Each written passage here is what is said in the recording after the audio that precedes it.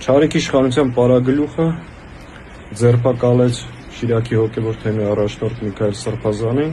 ապա Գյումրու քաղաքապետին եւ նրա հարազատներին, փորձելով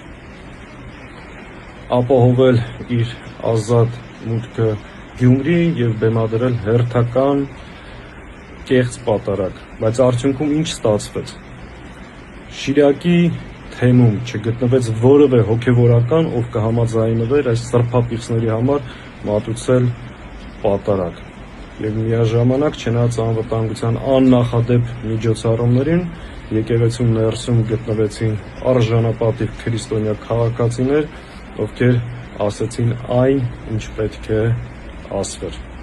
Միայն այն հանգամանքը, որ Նիկոլ Փաշինյանը գնում է պատարագի, այսպես ասած, եւ ամբողջ եկեղեցին շրջափակում է ոստիկաններով եւ եկեղեցու կողքը կանգնեցնում են քաղաքացիների համար բերման ենթարկելու համար հարմարեցված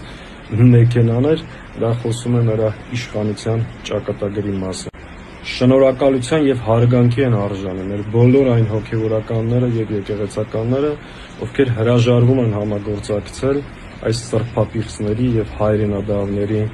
հետ։ Հարգանքի եւ շնորհակալության են արժանի մեր այն քաղաքացիները, ովքեր չնայած աննախադեպ ճնշումների գտնվում են ճիշտ տեղում, իրենց ազատ խոսքն են արտահայտում եւ կանգնում են հայ առաքելական սուրբ եկեղեցու կողմ։